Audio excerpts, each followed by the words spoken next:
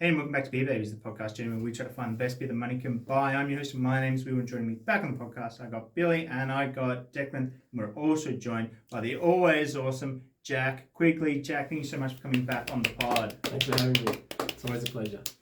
Well, it's a pleasure for us to have you back. It's been a little while. Since you were last on, how has your beer journey been? You've been trying many different ones? I've been trying many. Many? I haven't been trying many. Haven't? Yeah. Okay. I haven't been trying many because I always like to try them here. Good company. Yeah. Exactly. Just makes the beer taste better. But you get some for free. Two Base Yeah. has been going strong. Their pale ale still my favourite so far. Yeah, So we'll see what happens today. I think that's a good way to do it too. This is sort of like a guided journey through beer, is what we're trying to offer up. And today we've got a couple of different beers we're going to be going through. And of course, as always with Jack, we're doing a gluten-free special. That's because Jack's got celiac. Jack, in your own words, for the people at home, can you just super quickly describe what celiac is? Yeah, so it's I can't eat wheat, rye, oats, or barley. Grains in heaps of foods like bread and pasta and stuff like that. I've had it since I was 2. If I eat it just makes me feel sick. But yeah, that's what. But you can go to Bali. That's okay. Yeah, you can travel to Bali. Go to Bali. Just can't touch anything. Just can't Can't consume anything in Bali. Got it. Yeah. Don't worry, Billy. Let's leave a break and we can cut that. From what you've just said, Jack, that to me sounds like you can't drink beer. Yeah, that's correct. Any normal beer? No. There's all the hops. Barley and a couple other grains. But luckily, there's a few breweries out there doing the Lord's work and making sure that beer is available for everyone. You, Jack, have actually brought a beer today, which is awesome. Like we're not used to this. It's about time to pull my weight. Exactly. Start bringing So some beers. let's get stuck into it. Let's stop faffing about. What beer have you bought today, Jack? So bought along the Old Brewing Co. Pale Ale today. I did cheeky taste test this one at home last night. But I'll leave my review until everyone else has done theirs.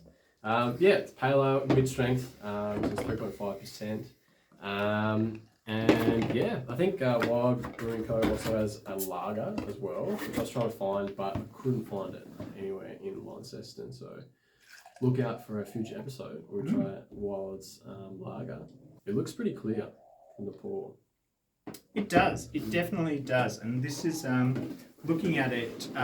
It's not overly hazy. So I'm wondering potentially this is not going to be a overly hoppy beer. It looks quite watered down. It does. And isn't it a very strong beer, is it, Jack? No, I think it's 0.9. Yeah. So you can drink on it. And drive on it. Yeah, No, you can't. I clearly can't even speak on it, so... I've got a bit of information on it. Wild gluten-free pale ale is an easy drinking beer with tropical fruit flavours, made from ancient grains, using sorghum instead of wheat or barley. It's usually used in normal beers, mid-strength beer. So sorghum. Yeah, sorghum I think comes up quite a lot when you're making the gluten-free craft beers. From what I have had a really quick little look into. What is it? It's like a gluten-free sort of grain. So it's still a grain, but without the yucky gluten. Yeah, that's it. Yeah, that's what I just said. I thought it would be more exciting, like it was extracted from like a horse's pancreas or something. It's actually from the moon. They get it from the moon. Moon wheat. That's why gluten-free stuff's so expensive. Yeah, that's it. Do you know what the taxes are like to get something off the moon? Yeah, Elon's just not cheap these days, guys. Charges a bucket.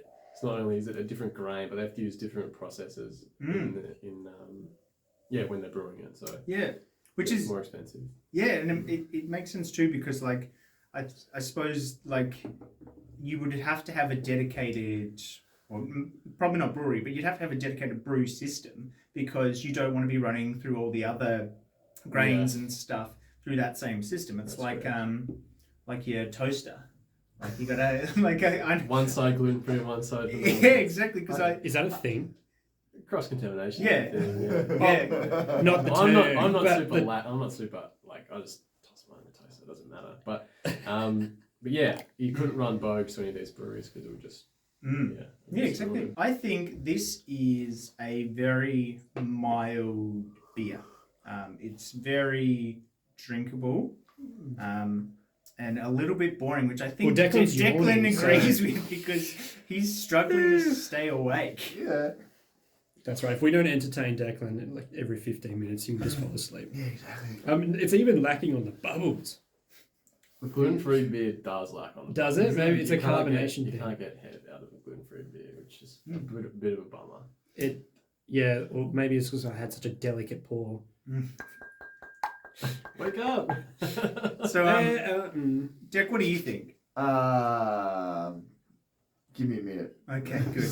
So, Jack, give us. You said you tried this the other night. What is your what's your take on this? What do you? Yeah, I don't mind it, but you're right. It is. It's just just a beer, I guess. There's nothing.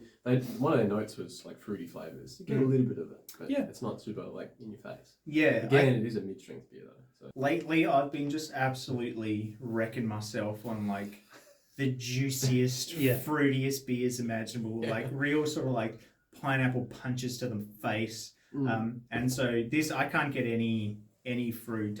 Your tolerance is really messed up. Yeah. To me, to be perfectly honest, this is a little bit sharp, a little bit sort of, particularly the aftertaste is a little bit bitter. Yeah. But it also quite refreshing. I think it's like really, it's quite easy drinking, despite that little bit of sharpness at the end. Yeah, I agree. Like I think it's pretty much it's lacking in almost every aspect, but not in a bad way though. Like if this was a stepping stone, if you weren't a big like you didn't like many hops, you don't like your boutique beers, you just like the beer. I think this defines a beer with maybe less head. Yeah. So I think it's quite drinkable and refreshing. So maybe summertime drinking.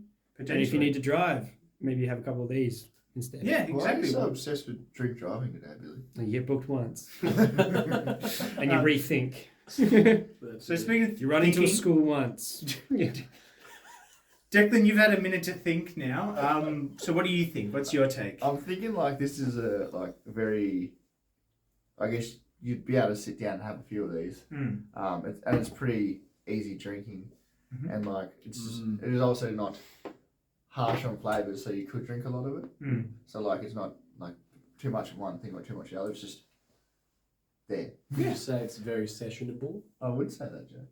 I think I would put a little asterisk next to that. I think that it is like physically sessionable, but it's also a little bit too boring for me to bother going back, which I think is where I think I'm sort of getting to in my like beer drinking, is that I want something that like you can drink, like, because there are some beers that they make that are just like they're trying to fuck you over, like they don't care if you can actually drink it. Yeah, and we're going to get to those beers later. But there's like you want a beer that is sessionable but also doing stuff that like draws you back in, which is where I think this one is a little bit lacking.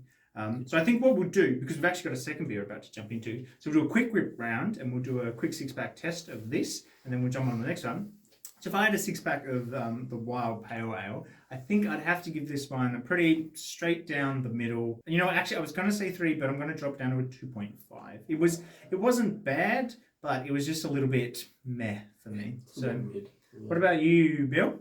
Well, I agree with what you just said before your review, because I'm still going to give this a 5. And I think, like you said, it's sessionable in a sense, but it is lacking that. And it's lacking alcohol content too. Like, you'd be drinking 10 of these and you'd be like, my friends still aren't more fun to be around. What's going on? It must be sober. That felt pointed. Yeah, no, not you guys. I'm talking about the other podcast. I mean, I'm going to give it a 5. Deck? I'm going to give it a 2. Yeah, sweet 2. It's just very middle of the lane. And what about you, Quiggs? I think I'm going to hit it up with a 3. Yeah. After thinking about it, what you said as well, like have a couple, sure. Would you go back for a couple more? Not sure. And I think that's the real thing that I've been really hung up on lately, is that like, yes, you can make a beer drinkable. Pure Blonde is drinkable. Like, you can just sit back and tip them down. But there's nothing that's making me go like, God, I can't wait to grab the next one. But maybe that's just more about like my own problems. Well, way to end it on a low, Will. So Jesus. anyway, speaking of ending it on a low, we're about to jump to a beer that I've brought today, which is the Two Bays Brewing Co. Our great mates at Two Bays, over in Victoria, and this is their Session Ale, and this also is a mid-strength beer. So, now we're talking. Mark thinks there's a difference. There is. Are we still I think recording? there's a difference. Yeah. Is this? I thought. Are we? No, it wasn't. Are we still meant to be Keep going. entertaining? So yeah, apparently there is. It is very important which glass you use. So there's certain different glasses for certain types of beers. It says it's an ale. I'm not sure what the glass you require for an ale is, but you are the guest, Quig, so you get the can. Thank you. Right over there. Don't kick it. Did you just checking you got half, or you feeling a bit ripped off? That smells good. Are you alright? Yeah, I'm just.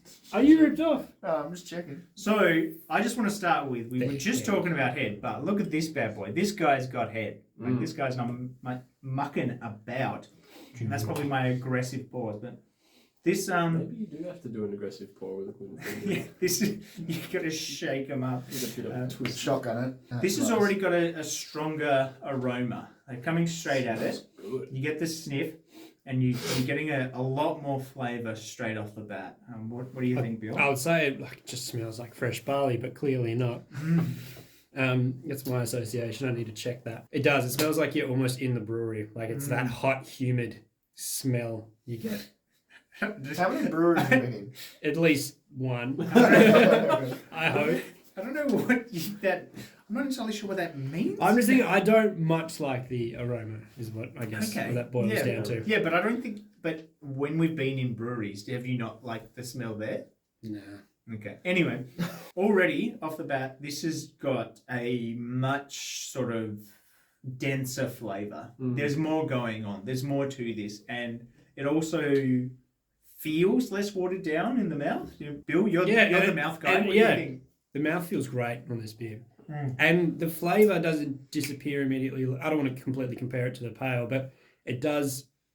Well, we're doing these two beers, so if you were going to compare it now, it's like the best chance. All right, compared to the pale, whoa. No, it just a little bit more flavour and it lasts longer. That kind of with the old pale ale we just did, it kind of you drink it, you kind of taste it, and it's gone. This has got a little bit more flavour that hangs around. Definitely, it's hanging around, and you're not getting that sort of same sharp cut off. Yeah, it's not an aftertaste lingo. It's good. What do you think, Quiggs? I think it's really good. But as soon as you handed that can over to me, I smelled it. I was like, "Whoa, this smells good." Like a brewery, right? Like a really hot, humid brewery. So I've been to so many breweries. Yeah. We're there all the time. Billy spends most of his time at the 4X factory.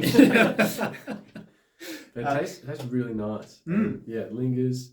You don't get that sharp bitter, and then it's gone. I like it. I do. Yeah. Oh my god, and it's gluten free. Thank God. Imagine. We're like, oh fuck. Deck, what do you think? No, I'm liking it. I don't know. Maybe I'm just not in the mood for it today, but I'm getting the same sort of like You are falling asleep over there. nothingness from this as well. We need to get you a pick me up, man. This is also one standard drink. It's a little bit stronger. Excuse me. Yeah, just a sniff stronger, but I think so tiny bit stronger, but a lot more flavorful. So do you think we're comparing, Deck? So do you think this one's got a better flavour, or It's got more of a fizz. Okay. On my tongue when it hits, it's like. I'm getting I like that. hints of nothing. hints of nothing? Hints, little bits of nothing. Yeah, it's like it's fizzing up on my tongue, and then I'm like, I don't know what flavour it is exactly that's hitting. I guess Asian grains. I think it's definitely a lot more fruity than the other one as well. You can feel it. Yeah, Hanging particularly. around. Yeah, I think what I should have done, and I always have these great ideas later, is I should have got this and the pale ale to put them next to each other to see if this is their sort of mid-strength version. To be honest, it's like it has been quite a while since I had the pale ale, but I feel like I'm enjoying this more.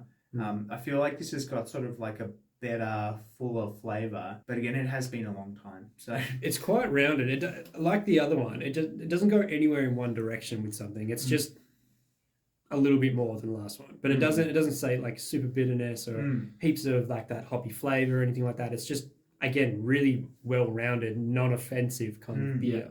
Yeah. Again, super drinkable. And I think this one, with just like the tiniest bit more like fruitiness and like a slightly stronger flavor. This, like, if I was at the pub and these two were in the fridge, this is the one I would go back to. It definitely has got just that cut above. Again, it's not the best beer I've ever had, but it's definitely more drinkable. And so if I was doing the old 6-pack test for this one, I think this would probably get 3.5, maybe 4.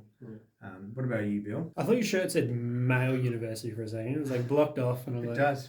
Yeah. Out of 6, I'll give this 5.5. Again, it is a easy drinking beer, but same issue that the last one has, which isn't really an issue, but it is for most people. But it probably is for me. I'll find myself not really wanting to come back to it because I'd probably want something a little bit more flavor heavy, and that's probably like our sub palate's probably a little bit more experienced or more used to intense flavors. So I would like this for a first couple, but then I'd want to move on to something a little bit more not interesting, but just more interesting. Just something more substantial. I'm gonna give this a big old 2.5. It's a bit better than the last beer. I'm not getting much, as Billy touched on earlier. It's not as bitter. Not getting that sharp taste on my tongue. This is a bit more well-rounded and fizzy. Yeah, it's got big. It's got big Declan fizz. This fizz is really important. How did you describe it on your tongue? It was fizzing up. It was fizzing up with hints of nothing. I'd give it a 5 in the 6-pack test. Yeah, it smells good, tastes good. You drink a fair few of them, but yeah, again, it suffers from that problem where it's probably going to get a little bit boring after 6 of them or something like that. Go on to something more substantial. 5. I feel like you need something to, like, if you're drinking this, you need something to keep your attention span, like watching that a sport bowl or something. I don't know. I'm not a sports guy. Watching the big game. Watching the big game. Flipping some dogs. Exactly. Yeah. If I was eating a meal, maybe like a hot dog or like a toasted sanger, maybe. Maybe not. Yeah, fucking I'll fail that. We'll think about it later. We'll bring some food next time. Why don't we workshop the snacks later? Well, we can do it right now. I'm sure the listeners want to hear that. We could do, but it just means I'll have to cut it out later. So anyway, thanks, Jack, so much for coming on. This has been heaps of fun. We've got previous episodes with Jack when we've reviewed a bunch of beers, and we've actually previously reviewed The Wild. So if you want to go back and see if our scores lined up, you can do that. So yeah, that's a lot of fun. This has been wicked. We are going to keep Jack here for a little bit longer and do a few more episodes, so those will be coming up, so keep an eye out for them. This has been so much fun, and I will see you next time. Bye. Ciao for now.